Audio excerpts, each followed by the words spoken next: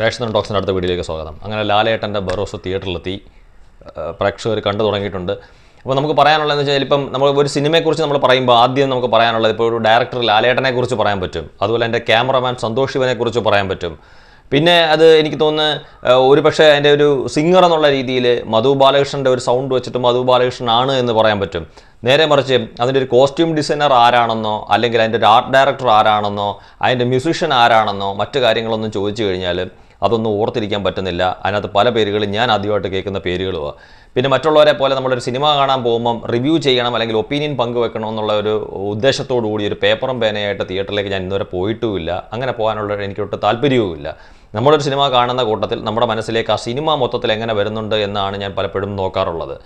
അപ്പോൾ അതൊക്കെ വെച്ച് നോക്കുമ്പോഴത്തേക്ക് ഇതിനകത്ത് പല ആൾക്കാരുടെ എനിക്കൊന്ന് പുതുമുഖങ്ങളായതുകൊണ്ടോ അല്ലെങ്കിൽ ചിലപ്പോൾ ഒരുപക്ഷെ എൻ്റെ ശ്രദ്ധയിൽ ഇതുവരെ അവരെ ആരെക്കുറിച്ച് നമ്മൾ ചിന്തിച്ചിട്ടില്ലാത്തതുകൊണ്ടോ അല്ലെങ്കിൽ പെട്ടിട്ടില്ലാത്തതുകൊണ്ടോ ഒരു പക്ഷേ പലരുടെയും പേരെനിക്ക് ഓർമ്മയില്ല. പിന്നെ നമ്മൾ സിനിമയിലേക്ക് വരുമ്പോഴത്തേക്ക് ലാലേട്ടൻ്റെ ആദ്യമായിട്ടുള്ള അദ്ദേഹത്തിൻ്റെ ഒരു ആഗ്രഹത്തിൻ്റെ പുറത്ത് അദ്ദേഹം ഒരുക്കിയിരിക്കുന്ന ബറോസ് എന്ന് പറയുന്ന സിനിമ, ഈ സിനിമയ്ക്കകത്ത് ആരുടെയൊക്കെ സപ്പോർട്ട് ഒരു ഡയറക്ടർ എന്നുള്ള രീതിയിൽ ലാലേട്ടന് ലഭിച്ചിട്ടുണ്ടെങ്കിലും, അതായത് ഇപ്പോൾ സന്തോഷ് ശിവനെ പോലുള്ള ആൾക്കാരുടെയൊക്കെ ഒരു സപ്പോർട്ട് ലാലേട്ടന് ലഭിച്ചിട്ടുണ്ടെന്ന് നമ്മൾ പലയിടത്തും കണ്ടെങ്കിലും ഇത് മൊത്തത്തിൽ നമ്മൾ പറഞ്ഞു വരുമ്പോഴത്തേക്ക് കുട്ടികൾക്ക് കൂടുതൽ, നമ്മുടെ കണക്കുകൂട്ടലൊക്കെ ശരിയാണ്, കുട്ടികൾക്ക് തന്നെ കൂടുതൽ പ്രാധാന്യമുള്ള ഒരു സിനിമയാണ് ഇത് ഒരുക്കിയിരിക്കുന്നത്. ലാലേട്ടൻ അതിമനോഹരമായിട്ട് തന്നെ ഈ സിനിമ ഒരുക്കിയിട്ടുണ്ട്. അതൊരു നടൻ എന്നുള്ള രീതിയിലാണെങ്കിലും ഒരു സംവിധായകൻ എന്നുള്ള രീതിയിലാണെങ്കിലും ലാലേട്ടന് ഒട്ടും പാകപ്പിഴ ഉണ്ടായിട്ടില്ല എന്ന് നമുക്ക് പറയത്തക്ക രീതിയിൽ ലാലേട്ടൻ ഒരുക്കി വെച്ചിരിക്കുന്നുണ്ട്. അത് 3D എഫക്റ്റും മറ്റു കാര്യങ്ങളുമൊക്കെ ഏറ്റവും മനോഹരമായിട്ടുള്ള രീതിയിൽ എനിക്കൊന്ന് ആ 3D രീതിയിലൊക്കെ ഉള്ള എനിക്കൊന്ന് മറ്റേതൊരു സിനിമയിലും ചിത്രീകരിക്കുന്നതിനെക്കാട്ടിലും ഏറ്റവും മികച്ച രീതിയിൽ, അതുപോലെ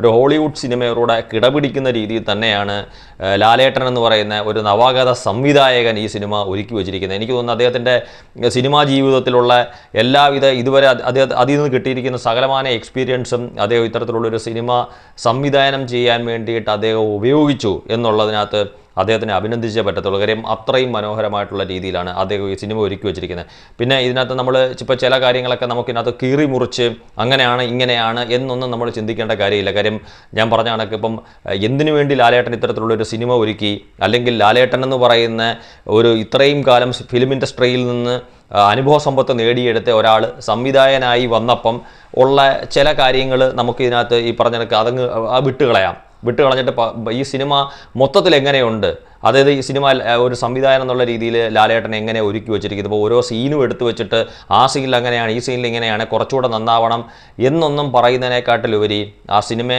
ഈ പറയുന്ന കണക്ക് നമുക്കതിൻ്റെ കാര്യങ്ങളൊക്കെ അറിയാം. ആ രീതിയിൽ നമ്മൾ കണ്ടു കഴിഞ്ഞാൽ ഏറ്റവും രസകരമായിട്ടുള്ള ഏറ്റവും ഭംഗിയായിട്ടുള്ള ഈ പറഞ്ഞ കണക്ക് ഒരു ഏജ് ലിമിറ്റ് ഇല്ലാതെ ആർക്ക് വേണമെങ്കിലും കാണാൻ സാധിക്കുന്ന രീതിയിൽ ലാലേട്ടൻ ഗംഭീരമായി തന്നെ ഒരുക്കി വെച്ചിട്ടുണ്ട്. എനിക്ക് തോന്നുന്നു ഒരുപാട് ഒരു തുടർ പരാജയങ്ങളുടെ ശേഷം ഒരു നടൻ എന്നുള്ള രീതിയിൽ ലാലേട്ടൻ്റെ നല്ലൊരു തിരിച്ചുവരവ് ഞാൻ ഉദ്ദേശിച്ചത് ലാലേട്ടൻ എന്തെങ്കിലും അഭിനയ പ്രാധാന്യമുള്ള കഥാപാത്രം എന്നുള്ള രീതിയിലല്ല, നേരെ മറിച്ച് ഒരു വിജയ ചിത്രത്തിലെ നായകൻ അല്ലെങ്കിൽ ലാലേട്ടൻ്റെ ഒരു സിനിമയും ദാണ്ട വലിയൊരു വിജയമായി തീരാൻ പോകുന്നു എന്നുള്ള രീതിയിൽ നമ്മൾ നോക്കുമ്പോഴത്തേക്ക് ലാലേട്ടൻ്റെ ഒരു നല്ല തിരിച്ചുവരവ് തന്നെയാണ്. ആ ഒരു ആംഗിളിലാണ് നമ്മൾ അതിനെ കാണുന്നതെങ്കിൽ, അതുപോലെ സംവിധാനം എന്നുള്ള രീതിയിൽ ലാലേട്ടൻ ഇനി സിനിമകൾ സംവിധാനം ചെയ്യുമോ ഇല്ലയോ എന്നുള്ളതല്ല, ചെയ്തിരിക്കുന്ന ഈ സിനിമ ലാലേട്ടൻ്റെ ഏറ്റവും ഭംഗിയായിട്ട് അദ്ദേഹത്തിൻ്റെ എല്ലാവിധ കഴിവുകളും ഉപയോഗിച്ച് ഒരുക്കി വെച്ചിരിക്കുന്ന സിനിമ. ഈ വർഷത്തെ മറ്റുള്ള സിനിമകളെല്ലാം ഒരു 100 കോടി ക്ലബിലേക്കും അല്ലെങ്കിൽ 200 കോടി ക്ലബിലേക്കും, മഞ്ഞുമൽ ബോയ്സ് എന്നൊക്കെ പറയുന്ന സിനിമകൾ 200 കോടി 242 കോടി ക്ലബിലേക്കൊക്കെ കയറിയ സ്ഥിതിക്ക് ഇപ്പോൾ ബറോസ് എന്ന് പറയുന്ന സിനിമയുടെ നിർമ്മാണ ചെലവ് നമുക്കറിയാം. ഒരു 100 അല്ലെങ്കിൽ 150 200 കോടിക്ക് അടുപ്പിച്ചൊക്കെ അതിൻ്റെ നിർമ്മാണ ചെലവായിട്ടുണ്ടെന്നാണ്